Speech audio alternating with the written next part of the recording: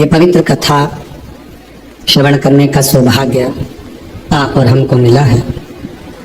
नवरात्रि का पवित्र अवसर है, जिस पवित्र अवसर पर आप और हम सभी भगवान शिव की अविरल कथा को श्रवण करने के लिए आए हैं। माँ ललिता देवी का कथा प्रसंग अपन ने श्रवण किया, जो माँ जगत जननी दुर्गा भवानी, माँ आद्य शक्ति, माँ पार्वती जी का एक, माँ दुर्गा का एक स्वरूप है। और जब जब कहीं ना कहीं किसी भी रूप में संसार सागर में कोई भी उपद्रव होता है, पाप कर्म जब बढ़ता चले जाता है, तब माँ आद्य शक्ति दुर्गा भवानी शिव जी की आज्ञा लेकर इस संसार में शक्ति के रूप में प्रकट होते हैं। अब कई लोग कहते हैं गुरु जी क्या वो शक्ति देवी का स्वरूप में प्रकट होगी? शक्ति क्या?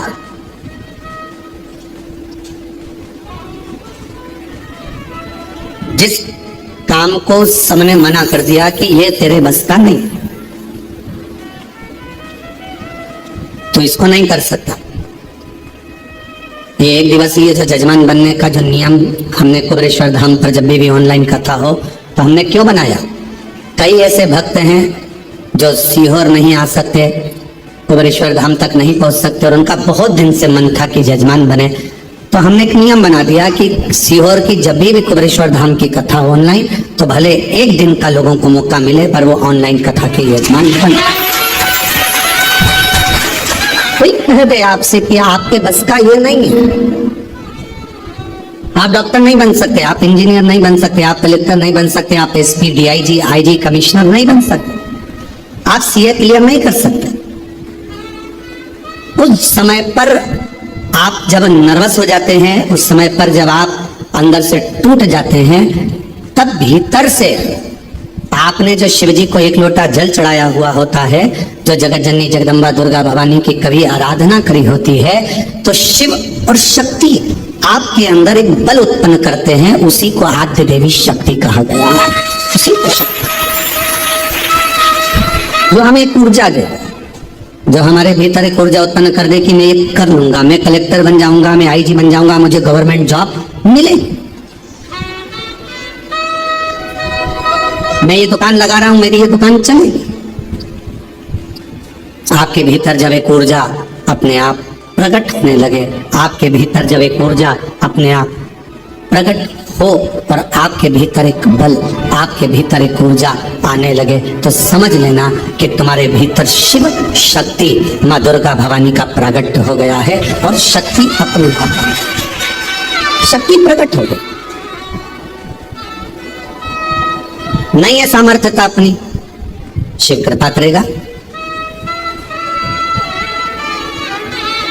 परसों की कथा में एक बात कही थी आपको, शिव महापुराण की कथा, शंकर भगवान को एक लोटा जल चढ़ाने वाला अगर उसके पास कुछ भी नहीं है और यदि वो शिव को जल चढ़ा रहा है, तो शंकर भगवान उसको कहीं ना कहीं से धन की व्यवस्था करेंगे, पर उसका काम सफल हो, उसको उस काम में सफलता मिलेगी। थोड़ा समय लग सकता है, थोड़ा प्रयास आप करेंगे, मेहनत करेंगे, संघर्ष करेंगे, तो आपको फल मिलेगा। जैसे गाय अपने बछड़े को जन्म देती है, गाय अपने बछड़े को जन्म देती है, और वो बछड़ा, गाय का बछड़ा कहीं पर चला जाए और 1000 गौ माता को लाकर खड़ा कर दिया जाए, 1000 गौ माता को लाकर खड़ा कर दो, 1000। अब हम आपसे पूछें, जरा उत्तर दीजिएगा, यदि 1000 गौ माता को लाकर खड़ा कर दिया जाए और बछड़े को बताया जाए कि इसमें गौ माता तेरी माँ कौन सी है, तुम्हारी मैया कौन सी है, तुम्हारी माता कौन सी है, तो बछड़ा पहचानेगा कि नहीं पहचानेगा? जम के तो बोलो। 1000 गाय में से, 5000 गाय में से, 100 गौ माता में से बछड़ा अपनी गौ माता को पहचान लेता है। उसी तरह जब हम देवाधिदेव महादेव को एक लोटा जल चढ़ाते हैं, तो हमारे ऊपर जब दुख आता है, तो उस दुख को समाप्त करने के लिए शिव और शक्ति हमें पहचान लेते हैं।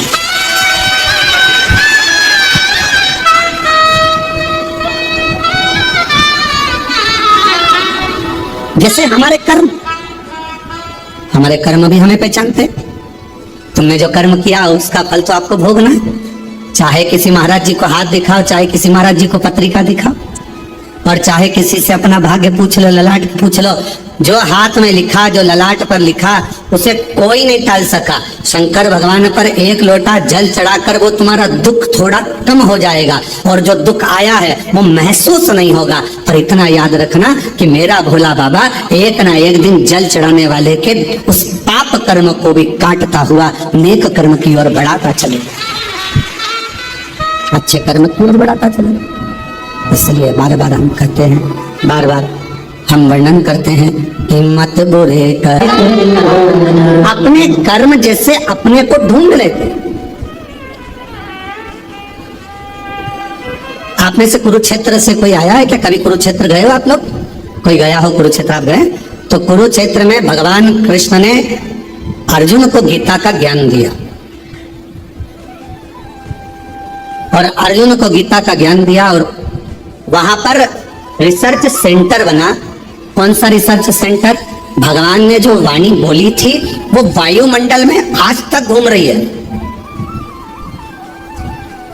और वो वाणी वायुमंडल में जो घूम रही है वो वाणी को पकड़ने के लिए, उसको कैच करने के लिए आज भी वहां रिसर्च सेंटर लगे हुए।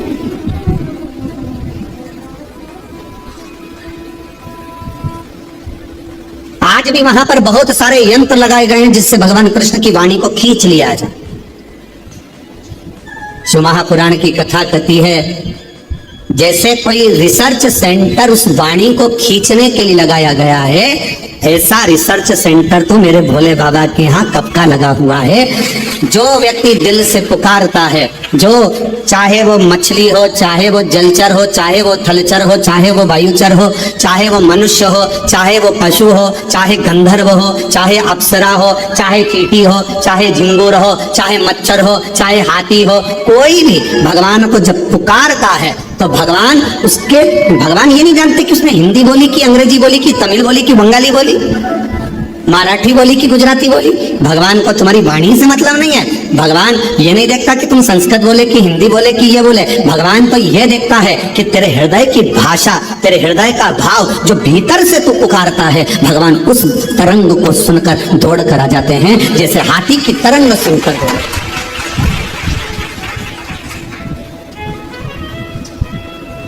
हाथी की तरंग सुनकर हाथी ने पुकारा और भगवान दौड़कर आ गए।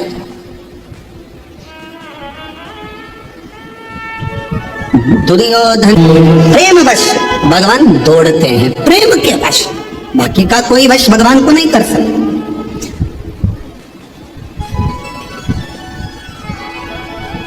आजकल एक बहुत बड़ा आभा मंडल चल रहा है, बहुत बड़ा आभा मंडल। यज्ञ में 25 तोला सोना डालो, कोई कहे चांदी के सिक्के डाले, कोई ने कहा हमने यज्ञ में ये डाला, कोई ने कहा हमने यज्ञ में वो डाला। देवी को प्रकट करने के लिए, देवता को प्रसन्न करने के लिए हमने ये डाला वो डाला। निर्मल मन सो मोही, मोही छल छिद्र कपट ना भावा। आपने अपना निर्मल भाव नहीं दिया, निर्मल मन नहीं दिया, निर्मल सोच नहीं दी। मन शुद्ध रखिए, शिव मिलेगा, शक्ति मिलेगी।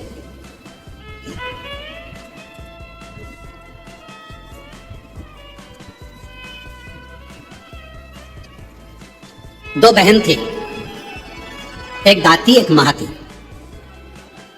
नाम बोलिए जरा, दाती और महाती। दो बहन थी, दाती और महाती। दाती और महाती, दाती थोड़ी सी बहुत गरीब थी, साधारण थी। उसके पास कोई वैभव, उसके पास कोई धन, उसके पास कोई संपदा, उसके पास कोई पूंजी, उसके पास कोई इतना वैभव या इतना धन या इतनी संपदा दाती के पास नहीं थी। महाती के पास बहुत वैभव था। देवी भागवत का प्रसंग है, ध्यान से सुनिएगा जरा। दाती के पास धन जाता था, महाती के पास धन नहीं था। अब दोनों ने विचार करा कि हम माँ दुर्गा, कौशिकी माता की आराधना करते, और दोनों ने कौशिकी माता की आराधना करना प्रारंभ किया। और दोनों ने जैसे कौशिकी माता की आराधना करना प्रारंभ करी, माँ जगत जननी जगदम्बा दुर्गा भवानी को, माँ कौशिकी माता को पुकारना प्रारंभ करा, आराधना प्रारंभ करी, साधना प्रारंभ करी।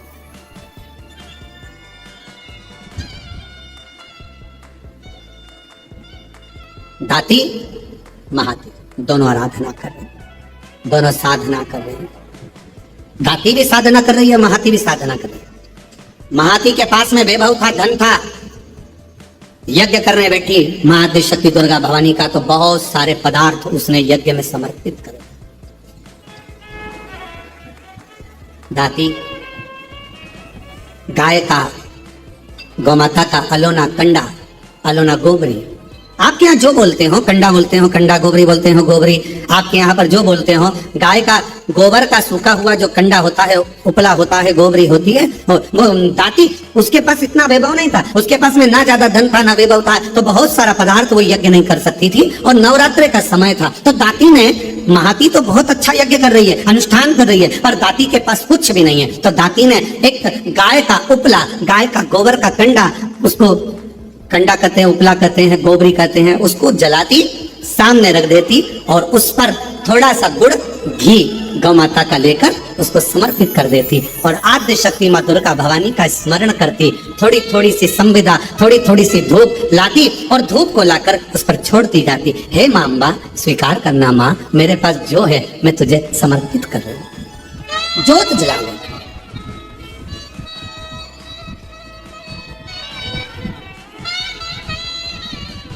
जोत जला, वो भाव है, ना चौकी है सोने की, और मैया को पुकार रही है, माँ को आवाज लगा रही, कभी दाती गाय का गोबरी, गाय का कंडा, गाय का उपला तैयार करती, माँ जगत जननी को धूप दे देती, धूप दे देती।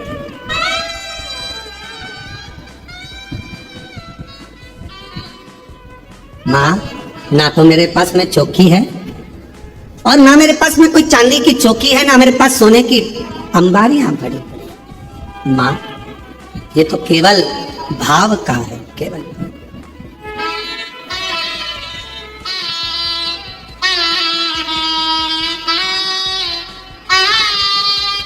नवरात्रे आज महाती के भी नवरात्रे पूर्ण हो रहे हैं, और दाती के भी नवरात्रे पूर्ण हो रहे हैं। केवल एक जोत, थोड़ा सा धूप माँ को समर्पित कर। माँ, समय आएगा, आज मेरी जगत जननी जगदम्बा भवानी माँ अम्बा प्रसन्न होकर सबसे पहले मेरी माँ पहुंची महाती के घर। देवी भागवत कहती है कि महाती के घर पर पहुंचते से माँ जगत जननी ने एक बूढ़ी का रूप रख लिया, बुजुर्ग में, शरीर बहुत बेकार सा, बाल धोले, शरीर पर कोई आभूषण नहीं, एक नथनी नाक में पड़ी हुई है, और सुंदर सी एक साड़ी पहनकर, ज्यादा महंगी वाली नहीं, बिल्कुल साधारण सी साड़ी पहनकर सुंदर सी, और माँ डंडा पकड़ती हुई बड़ा विचित्र सा रूप रखकर उसके दरवाजे पर